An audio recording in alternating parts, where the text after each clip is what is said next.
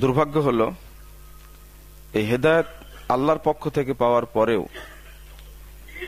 মুসলিম উম্মাহ দলে দলে বিভক্ত হয়েছে, নিজেদের রক্ষিত শক্তিকে ভেঙ্গে চুরমার করে দিয়েছে। এটা আল্লাহর দোষ নয়, দোষ মানুষেরই। আল্লাহ রাব্বুল আলামিন বলছেন সূরা ইউনূস 19 নম্বর আয়াত, ওমা কানান নাসু ইল্লা উম্মাতান ওয়াহিদা, মানুষ ছিল এক উম্মতভুক্ত, ফাখতালাফু, অতঃপর তারা মতনৈক্য সৃষ্টি করেছে। এটা দোষ মানুষেরই। তবে আল্লাহ রাব্বুল আলামিন এটা জানিয়ে দিয়েছেন, আগেই তিনি জানিয়ে দিয়েছেন যে মানুষ ইখতিলাফ করবে, তবে আল্লাহর কাছে ইখতিলাফটা পছন্দনীয় নয়, দলে দলে বিভক্ত হওয়া পছন্দনীয় নয়, আল্লাহ পছন্দ করেন না। সূরা হুদ 18 নম্বর 19 নম্বর আয়াতে আল্লাহ বলছেন, ওয়ালাউ শাআ রাব্বুক লাজাআলান নাসা উম্মাতান ওয়াহিদা, আল্লাহ চাইলে উম্মতকে এক রাখতে পারতেন। ওয়ালা ইয়াযালুনা মুখতালিফিন, কিন্তু মানুষেরাই দলে দলে বিভক্ত হতে লাগলো। আল্লাহই বলছেন, আল্লাহ চাইলে, আপনার রব মুহাম্মদ সাল্লাল্লাহু আলাইহি ওয়াসাল্লামকে লক্ষ্য করে বলছেন, ওয়ালাউ শাআ আল্লাহ ওয়ালাউ শাআ রাব্বুক লাজাআলা উম্মাতান ওয়াহিদা, আপনার রব চাইলে উম্মত একীভূত থাকতে, কিন্তু ওয়ালা ইয়াযালুনা মুখতালিফিন, তারা বিভক্ত হতেই আছে, তারা বিভক্ত হতেই আছে। এরপরে আল্লাহ বললেন, ইল্লা মার রাহিমা রব্বুক, তবে যার প্রতি আপনার রব রহম করবেন তিনি ইখতিলাফের মধ্যে, দলাদলের মধ্যে যাবেন না। ওয়ালিযালিকা খালাকাহুম, আর যাদেরকে রহম দিবেন, দয়া করবেন, যাদের উপরে রহমত বর্ষণ করবেন, আল্লাহ তাদেরকে মূলত তার রহমতের জন্যই সৃষ্টি করেছেন। এই আয়াতের মধ্যে গুরুত্বপূর্ণ প্রসঙ্গ এটা। এরপরে আল্লাহ বলছেন, ওয়াতাম্মাত কালিমাতু রাব্বিক, হে মুহাম্মদ আপনি মনে রাখেন আপনার রবের কালেমা পরিপূর্ণ। কি? লাআমলাআন্না জাহান্নাম মিনাল জিন্নাতি ওয়ান নাসি আজমাইন, আমি কিন্তু জাহান্নামকে পূর্ণ করব জিন এবং মানুষ দ্বারাই। ইখতিলাফের সাথে জাহান্নামের কথা কেন এখানে আসলো? বিভক্তি দলাদলির সাথে জাহান্নামের কথা কেন আসলো? এবং আল্লাহ এইভাবে বললেন কেন? আপনার রবের কথা কিন্তু পূর্ণ হয়ে গেছে, অপূর্ণতা নেই, মানে এটা আগে বলে দেওয়া হয়েছে। কি? লাআমলাআন্না জাহান্নাম, অবশ্যই অবশ্যই আমি পূর্ণ করব জাহান্নামকে, মিনাল জিন্নাতি ওয়ান নাস আজমাইন, মানুষ এবং জিন দ্বারাই পূর্ণ করব, আল্লাহ নিজে বলছেন তা। আপনি এটা মনে রাখেন, আপনার রবের কথা কিন্তু পূর্ণ হয়ে গেছে, আমি মানুষ এবং জিন দ্বারাই জাহান্নামকে পূর্ণ করব।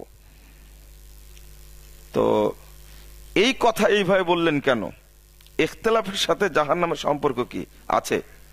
সম্পর্ক আছে। আল্লাহ বলছেন, ওয়ালতাকুম মিনকুম উম্মাহ ইয়াদউনা ইলাল খায়র, সূরা আল ইমরান 104 105 নম্বর আয়াত। তোমাদের মধ্যে একটি কাফেলা থাকা চাই যারা কল্যাণের দিকে মানুষকে ডাকবে। ইয়ামুরুনা বিল মারুফ ওয়া ইয়ানহাউনা আনিল মুনকার, তারা সৎ কাজের আদেশ দিবে, অসৎ কাজ থেকে বাধা দিবে। ওয়া উলাইকা হুমুল মুফলিহুন, মানুষের মধ্যে এই শ্রেণীর লোকেরাই সফল কাম, তারাই কামিয়াব। এরপরে আল্লাহ বলছেন, ওয়ালা তাকুনু কাল্লাযীনা তাফাররাকু ওয়া ইখতালাফু মিন বাদি মা জাআহুমুল বাইয়িনাত, তোমরা তাদের মতো হয়ো না যাদের কাছে দলিল আসার পরেও, হেদায়েত প্রকাশিত হওয়ার পরেও ইখতিলাফ করেছে, দলে দলে বিভক্ত হয়েছে। ওয়া উলাইকা লাহুম আযাবুন আযীম, তাদের জন্য মর্মন্তুদ শাস্তি অপেক্ষা করছে। আল্লাহ রেডি করে রাখছেন জাহান্নামকে। ওই আয়াতের সাথে এই আয়াতের সম্পর্ক হলো না সুন্দর? ইখতিলাফ করবেন, দলাদলি করবেন, রেডি থাকেন জাহান্নামের জন্য। আল্লাহ জাহান্নাম তৈরি করে রাখছেন। শুধু তাই না, যেখানে ইখতিলাফের কথা আল্লাহ বলে দিয়েছেন, মতভেদের কথা বলে দিয়েছেন, ওখানে শক্ত বাক্য উচ্চারণ করেছেন। যেখানেই বলেছেন দুইটা দিক, একটা হলো ইল্লামা রহিমা রব্বুক, যাদের প্রতি আল্লাহ রহম করবেন তারা ইখতিলাফও করবে না, দলাদলিও করবে না। এই আয়াত প্রমাণ করে। সূরা শুরা 14 নম্বর আয়াত খোলেন, আল্লাহ রাব্বুল আলামিন বলছেন ইখতিলাফ কারা করবে? ওমা তাফাররাকু ইল্লা মিন বাদি মা জাআহুমুল ইলম বাগিয়াম বাইনাহুম। যারা ইখতিলাফ করেছে শারঈ ইলম আসার পরেও, জানার পরেও ইখতিলাফ করেছে তারা। ওমা তাফাররাকু ইল্লা মিন বাদি মা জাআহুমুল ইলম, ইলম আসার পরেই তালে দলে দলে বিভক্ত হয়েছে। কেন? বাগিয়াম বাইনাহুম, পরস্পরের মধ্যে জিদ, অহংকার, গোলামি, স্বেচ্ছাচারিতার কারণে, বিদ্বেষের কারণে, হিংসার কারণে তারা দলে দলে বিভক্ত হয়েছে। বিভক্তির কারণ আল্লাহ রাব্বুল আলামিন বলে দিয়েছেন, আর অন্য কোনো কারণ সংগ্রহ করার দরকার নাই। এটা কালামুল্লাহ, এটা আল্লাহর কালাম। যে কোনো বিভক্তি ঘটেছে গোলামি, স্বেচ্ছাচারিতা, অহংকার, জিদ, হিংসা এবং বিদ্বেষের কারণে হয়েছে। যে কোনো জায়গায় খুঁজতে গেলে এটাই পাওয়া যাবে। দলিল পাওয়া গেছে, হঠকারিতা দেখিয়েছে, না এই দলিল এখানে মানা যাবে না, সঙ্গে সঙ্গে প্রত্যাখ্যান। অথচ সাহাবা কেরামের মধ্যে কি সুন্দর আদর্শ ছিল, দলিল পাওয়া মাত্রই কোনো কথা নেই, সঙ্গে সঙ্গে আত্মসমর্পণ, সঙ্গে সঙ্গে একটা টু শব্দ আর করেননি। কিন্তু আল্লাহ বলেছেন মা জাআহুমুল ইলম, তাদের কাছে শরীয়ত আসার পরে, বুঝার পরেও ইখতিলাফ করেছে। দলিল না থাকলে এতে ইখতিলাফ করুক, আল্লাহ ক্ষমা করবেন। দলিল পাওয়ার পরে জিদ বশত, হঠকারিতা বশত, অহংকার বশত, স্বেচ্ছাচারিতার কারণে, গোলামির কারণে ইখতিলাফ করবেন, তো আল্লাহ রাব্বুল আলামিন তাকে খাতির করবেন না।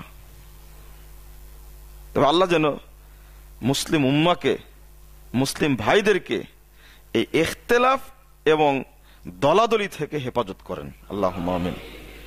কারণ এত বড় অভিশাপ আর অন্য কিছু নেই। আল্লাহ বলছে ইল্লামা রহিমা রব্বুক, হ্যাঁ তারা ইখতিলাফ করবে না, দলাদলি করবে না যাদের প্রতি আপনার রবের রহমত আছে। ওয়ালিযালিকা খালাকাহুম, আর আল্লাহ তাদেরকে এই জন্যই সৃষ্টি করেছেন যে তারা ইখতিলাফ করবে না। আলহামদুলিল্লাহ। এরপরে বলছেন ওয়াতাম্মাত কালিমাতু রাব্বিক, মুহাম্মদ সাল্লাল্লাহু আলাইহি ওয়াসাল্লাম আপনি মনে রাখেন কথাটা, লাআমলা আন্না জাহান্নাম মিনাল জিন্নাতি ওয়ান নাস আজমাইন। জিন মানুষ যে ইখতিলাফ করুক না কেন, আমি ওকে জাহান্নাম ওক দ্বারা পূরণ করবই, ওকে দিয়েই জাহান্নাম পূর্ণ করব। খুব কঠিন বিষয়টি। কেন ইখতিলাফ? সূরা মায়েদা 48 নম্বর আয়াতে আল্লাহ রাব্বুল আলামিন বলে দিচ্ছেন ওয়ালাউ শা আল্লাহ লাজালাকুম উম্মাতাও ওয়াহিদা, আল্লাহ চাইলে তোমাদেরকে এক উম্মত ভুক্ত করতেন, কিন্তু করেননি। কেন? ওয়ালাকিল্লিয়াবলুয়াকুম ফীমা আতাকুম, কারণ হলো আল্লাহ তোমাদেরকে পরীক্ষা করতে চাচ্ছেন, যা যে বিধান তোমাদেরকে দিয়েছেন এই বিধানের প্রতি পূর্ণ আনুগত্য করো কিনা, এই জন্যই আল্লাহ পরীক্ষা করতে চাচ্ছেন, দেখি তুমি এটা মানো কিনা। ইখতিলাফ এই জন্য মানুষ করবে, আল্লাহ পরীক্ষা, এটা আল্লাহর পরীক্ষা। এরপরে আল্লাহ সমাধান দিলেন ফাস্তাবিকুল খায়রাত, সিরাতে মুস্তাকিমে টিকে থাকার প্রতিযোগিতা করো, কল্যাণের প্রতিযোগিতা করো, দেখো কোনটা শরীয়ত। ফাস্তাবিকুল খায়রাত, চারিদিকে দলাদলি, ইখতিলাফ, মতভেদ, বিচ্ছিন্নতার শেষ নাই, কিন্তু আল্লাহ নির্দেশ দিচ্ছেন ওই দিকে না, যেটা কল্যাণ সেই দিকে ধাবিত হও। তারপরে বলেছেন ওয়া ইলাল্লাহি মারজিউকুম জামিয়া, মনে রেখো তোমাদের সবাইকে আল্লাহর দিকে ফিরে যেতে হবে। ফায়ুনাব্বিউকুম বিমা কুনতুম ফীহি তাখতালিফুন, অতঃপর যে বিষয়ে তুমি মতনৈক্য করেছো ওই বিষয়টা আল্লাহ রাব্বুল আলামিন তোমাদেরকে জানিয়ে দিবেন। এই যে স্পষ্ট ছিল এটা, তুমি ইখতিলাফ করেছো কেন? হঠকারিতার কারণে, জিদের কারণে, হিংসার কারণে করেছো। কেন করেছো?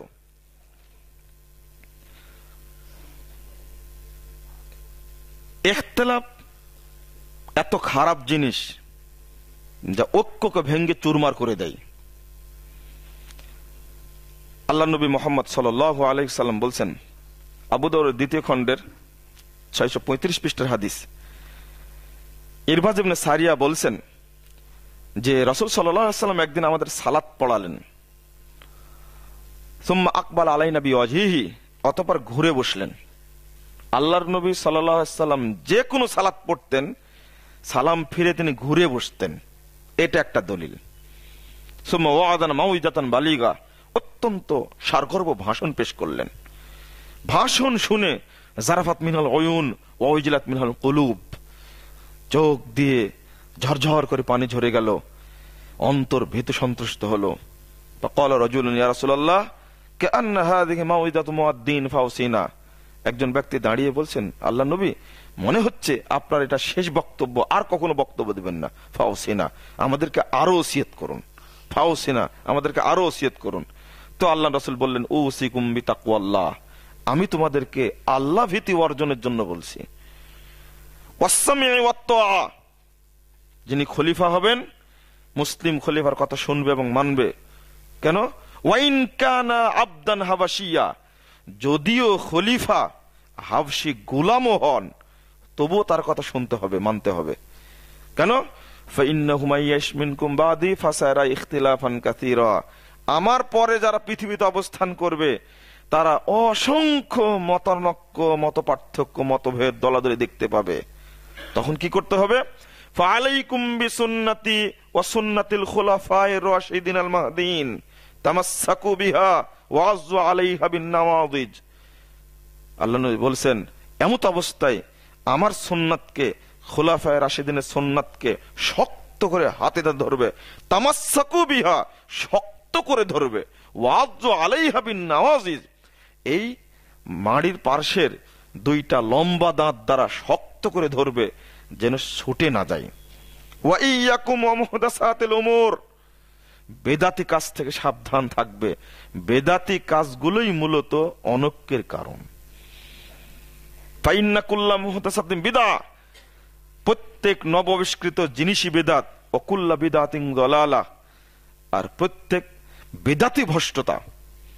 1578 নম্বর হাদিস, নাসাইতে এই অংশটুকু আসছে, অন্য কোন হাদিসে নাই। ওয়া কুল্লা দালালাতিন ফিন্নার, আর ভ্রষ্টতার পরিণাম হলো জাহান্নাম। এই হাদিসের মধ্যেও আল্লাহর নবী ইঙ্গিত দিয়েছেন এই মর্মে যে আমার উম্মত আমার পরে দলে দলে বিভক্ত হবে, ইখতিলাফ করবে, মতনৈক্য সৃষ্টি করবে। আল্লাহর নবীর যুগকে যে আল্লাহ হেফাজত করেছেন তার প্রমাণ হলো ওই যুগে কোনো দলের আবির্ভাব ঘটেনি, ছিল না, প্রমাণ পাওয়া যায় না। পরবর্তীতে হয়েছে, প্রথম বের হলো খারেজি, তারপরে বের হলো শিয়া, তারপরে বের হলো মুরজিয়া, তারপরে বের হলো কাদারিয়া।